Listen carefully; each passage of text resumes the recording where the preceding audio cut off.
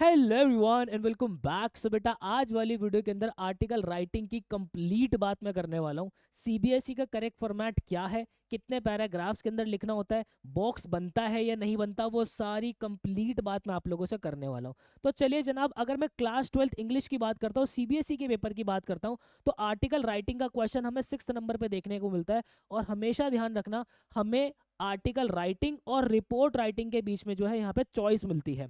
अब यहाँ पे जो है इसकी अगर मैं मार्क्स डिस्ट्रीब्यूशन की बात कर लूँ तो बेटा 5 नंबर का क्वेश्चन हमारा आर्टिकल राइटिंग का आता है।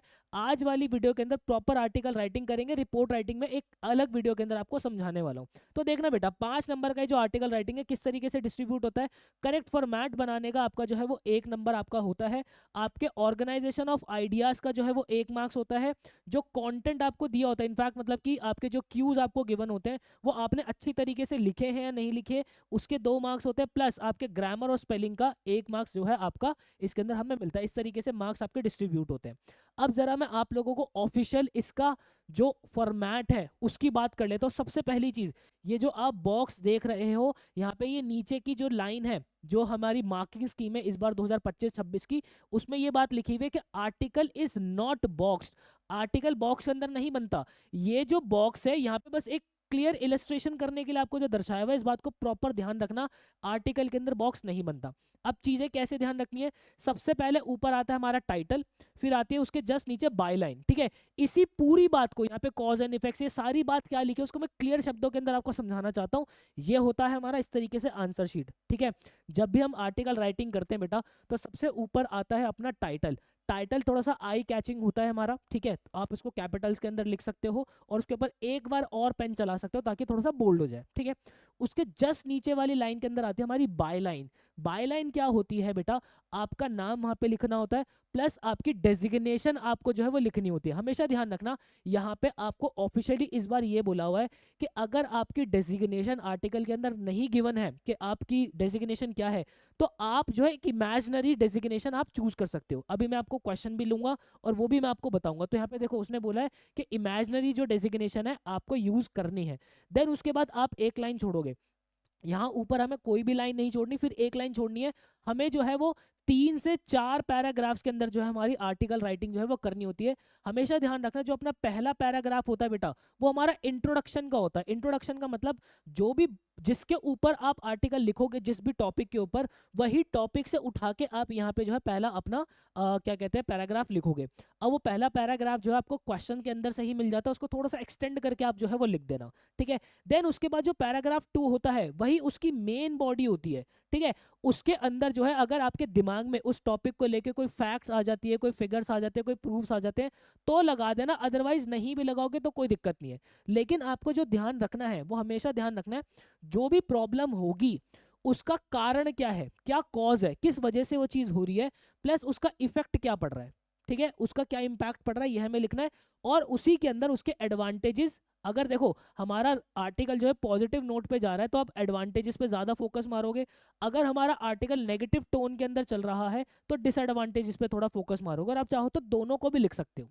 ठीक है, देन उसके बाद पैराग्राफ 3 जो होता है हम इसको कंक्लूजन पैराग्राफ बोलते हैं। अब कंक्लूजन पैराग्राफ जो कंक्लूड किस तरीके से कर सकते हो, आप जो भी आपका मुद्दा होगा आप उसको एक जो है वार्निंग पे, एंड नोट पे एक वार्निंग पे छोड़ सकते हो। जैसे कि मान लो सेव वाटर पे जो है मैं आर्टिकल लिख रहा हूँ, आप जो है वार्निंग पे ऐसे छोड़ दोगे कि इसी तरीके से अगर आपने पानी बर्बाद करना शुरू कर दिया तो वो दिन दूर नहीं है जब धरती में पानी जो है पीने योग्य खत्म हो जाएगा। एक वार्निंग पे छोड़ दिया। आप जो एक पॉजिटिव नोट पे छोड़ सकते हो। वही अगर मैं सेव वाटर का एग्जांपल लूं तो मान लो कि हमने मेन बॉडी के अंदर हमारे फैक्ट्स एंड फिगर्स के अंदर जो हमें हमने कोई गवर्नमेंट की स्कीम बना दी। ठीक है, हमने बता दी कि गवर्नमेंट ने ये वाली स्कीम जो लॉन्च की हुई है और मुझे जो है वो उम्मीद है कि ये जो गवर्नमेंट की स्कीम है इसका एक बहुत ही अच्छा इम्पैक्ट जो है हमारे पास आ रहा है, पानी हम काफी सारा जो है सेव कर पा रहे हैं। इस तरीके से पॉजिटिव नोट पर छोड़ दो। फिर आप जो है रिक्वेस्ट पे भी छोड़ सकते हो कि मेरी जो है वो सभी लोगों से रिक्वेस्ट है कि आप जो है पानी को ना वेस्ट करें, ये हमारे जो है जीवन जीने के लिए बहुत ज्यादा इंपॉर्टेंट है। इस तरीके से रिक्वेस्ट कर सकते हो। एक होप पे छोड़ सकते हो, एक आशा पे छोड़ सकते हो कि ये आर्टिकल पढ़ने के बाद मुझे आप लोगों से उम्मीदें हैं कि आप जो है वो अच्छे कदम उठाओगे, क्या कहते हैं पानी को सेव करने के लिए अपने लेवल पे जितना बेस्ट से बेस्ट कर सकते हो वैसा आप पानी जो है सेव करोगे। इस तरीके से आप कंक्लूड कर सकते हो। ठीक है, अब मैं आप लोगों को एक क्वेश्चन लूंगा, प्लस उसको कैसे प्रेजेंट करना होता है पेपर के अंदर वो सारी बात बताऊंगा। बॉक्स यहाँ पे नहीं बनता। सॉर्टेड, ये बात समझ में आ रही है। चलिए अब ये मैंने आप लोगों का क्लास 12 का सीबीएसई का जो ऑफिशियल सैंपल पेपर है 2025-26 का, उसी का क्वेश्चन उठाया हुआ है बेटा। क्या लिखा हुआ है, बोला है कि digital communication tools have revolutionise the educational landscape. यहाँ पे वो कह रहे हैं कि जो अब जो एजुकेशन है धीरे धीरे आप देख रहे हो वो डिजिटल होती जा रही है। इसने जो है वो एजुकेशन के अंदर मतलब कि पढ़ाई के अंदर एक बिल्कुल ही क्रांति सी ला दी, एक अलग ही जो है नया चेंज सा ला दिया। अगर आप अभी भी फील करोगे तो पहले क्या होता था, हम क्लास के अंदर ही पढ़ते थे, अब जो है वो यूट्यूब पे जैसे आप ये मेरा लेक्चर देख रहे हो, ठीक है, तो ये सब जो है चीज़ें बिल्कुल बदल गई है, एक अलग सिनेरियो जो है वो आ गया, एक अलग सी दुनिया सी आ गई है ना। तो वो यही कह रहा है।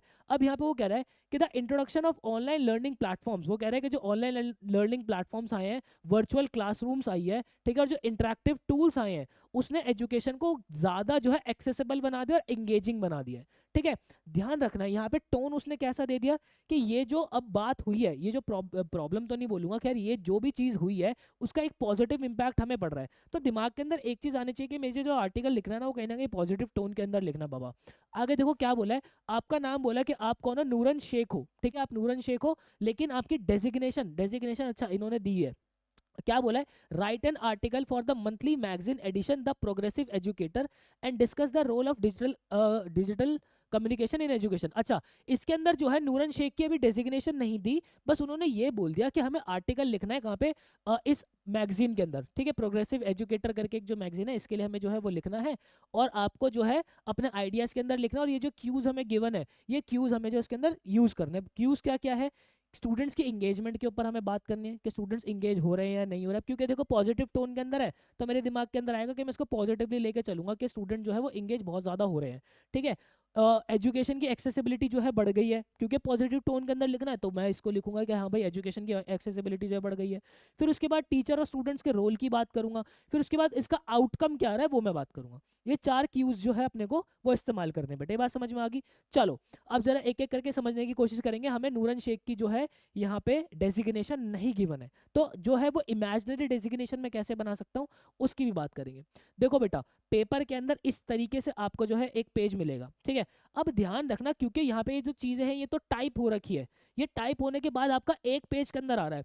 हो सकता है कि आपका आर्टिकल राइटिंग 2 पेज के अंदर आ जाए, तो कोई दिक्कत नहीं है इस बात के अंदर, कहीं से कहीं तक भी कोई दिक्कत नहीं है। ये जितनी बात मैंने 3 लाइनों के अंदर लिखी ना, हो सकता है कि आप जब इसको रिटर्न करने बैठोगे तो 5 लाइनों के अंदर आए, वो 6 लाइनों के अंदर आए, कोई दिक्कत नहीं है। लेकिन सबसे पहले करना है कि उसको जरा ध्यान से समझना। देखो भाई, हमेशा मैं आप लोगों को एक बात बताता हूँ, इंग्लिश के पेपर के अंदर जब आप जो है अपना राइटिंग सेक्शन करते हो तो कभी भी राइट हैंड साइड पे इस तरीके से मार्जिन नहीं डालनी होती बेटा। सिर्फ और सिर्फ आपके जो है क्या कहते हैं राइटिंग सेक्शन के अंदर मत डाला करो, ठीक है। बाकी आपको जब आपके क्वेश्चन आंसर्स लिखने तो वहां आप डाल सकते हो राइट हैंड साइड पे मार्जिन, क्योंकि बहुत ही बद्धा लगता है।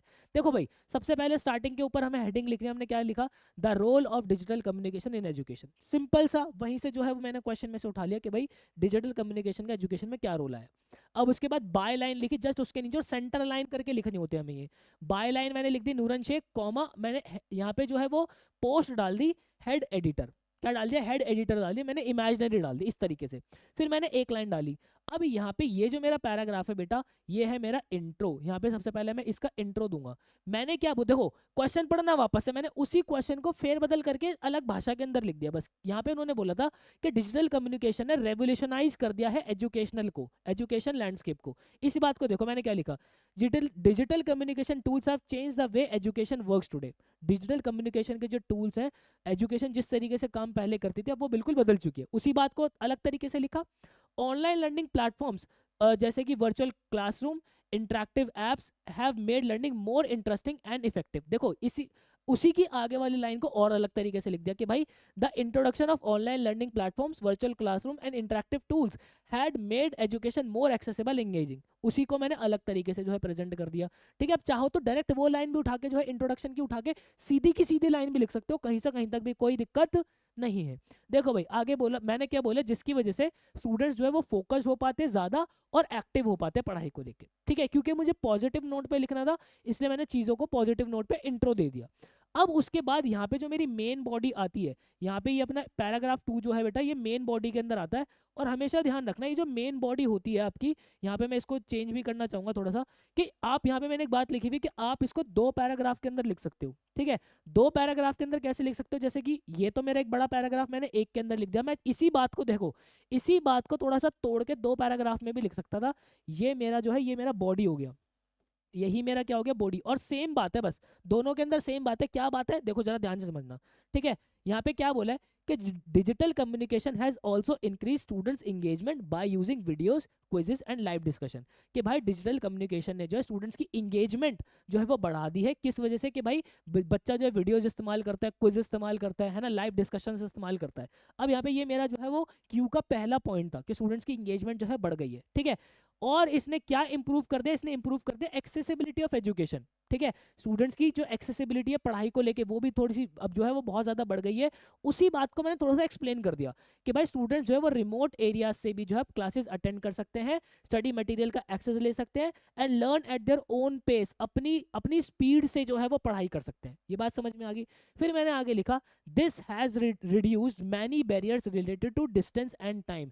इसने जो है वो जो समय और दूरी से रिलेटेड जो एक बैरियर होता था कि भाई अगर कोई गांव के अंदर बच्चा जो है वो दिल्ली आके पढ़ना चाहता है किसी टीचर के पास, तो उसके पास अब एक्सेस है कि वो गांव में रहकर ही पढ़ सकता है। मैंने उसी बात को एलैबोरेट करके लिख दिया। ठीक है, फिर उसके बाद हमारा जो नेक्स्ट क्यू था वो क्या था कि टीचर और स्टूडेंट का रोल क्या रह गया। मैंने अब इसके अंदर क्या लिखा कि the role of teachers and students have also change. ये भी अब बिल्कुल बदल चुका है। The teacher act as guide and facilitators. जो टीचर है वो अब एक गाइड की तरह काम करते हैं, फैसिलिटेटर की तरह काम करते हैं। लेकिन जो हमारे बच्चे हैं वो अब ज्यादा रिस्पॉन्सिबिलिटी लेते हैं अपनी खुद की लर्निंग पे। क्या भाई हम जो है खुद से सीख सकते हैं, खुद से कर सकते हैं, तो टीचर उन्हें गाइड करते हैं, उनको एज अ फैसिलिटेटर जो है काम करते हैं, और बच्चा ज्यादा रिस्पॉन्सिबिलिटी खुद की लर्निंग की जो है वो लेने लगा है। ठीक है, जिसका रिजल्ट मैंने बताया कि जिसका रिजल्ट ये आया है कि लर्निंग आउटकम जो है वो अब बढ़ गए हैं। As a student understand concept better and develop more important digital skill. और एज अ स्टूडेंट जो है वो कॉन्सेप्ट को बहुत ही बेटर तरीके से अंडरस्टैंड कर पाता है और अपनी जो डिजिटल स्किल्स है उसको भी इंप्रूव कर पाता है। ठीक है, अब उसके बाद overall digital communication has made education more inclusive, flexible and learning and learner friendly. ठीक है, उसने जो काफी इंक्लूसिव बना दिया, हमारे डिजिटल कम्युनिकेशन ने फ्लेक्सिबल बना दिया और लर्नर फ्रेंडली बना दिया। इसी बात को अगर मुझे तोड़ के लिखना होता था और प्रेजेंटेबल बना के लिखना था, तो मैंने बस यहाँ तक इस बात को लिखी कि भाई टीचर और स्टूडेंट का रोल जो है वो चेंज हो चुका है। कैसे हो चुका है वो मैंने नेक्स्ट पैराग्राफ के अंदर हल्का से लिख दिया कि टीचर जो है वो फैसिलिटेटर, सेम बात बस वैसे लिख दी। ठीक है, जिससे और बड़ा बड़ा पैसेज आपका दिखता है। फिर एंड के अंदर हमेशा ध्यान रखना जब कभी भी आप आर्टिकल राइटिंग लिखते हो तो एग्जामिनर ये वर्ड ढूंढते हैं कंक्लूड क्या हो रहा है, कि इन कंक्लूजन आप ये बोलोगे कि it has strengthen the connection between teachers and students. इसने जो है वो स्टूडेंट्स और टीचर्स के बीच का जो कनेक्शन है वो बहुत ज्यादा स्ट्रॉन्ग बना दिया है and improved overall learning outcomes. और इसने जो है पूरा लर्निंग आउटकम जो है वो बिल्कुल इंप्रूव कर दिया है। इस माइंडसेट से जब कभी भी आप जो है वो अपना आर्टिकल राइट करने बैठोगे बेटा, आपको बहुत ईज आएगा। इसी तरीके से आप जो अपना आर्टिकल राइट किया करो बेटा। ठीक है, तो पूरा हमने आर्टिकल राइटिंग समझ लिया, करेक्ट फॉर्मेट हमने समझ लिया। स्टिल आपको कोई भी डाउट होता है आप मुझसे यहाँ पर जो है बेटा कनेक्ट हो सकते हो।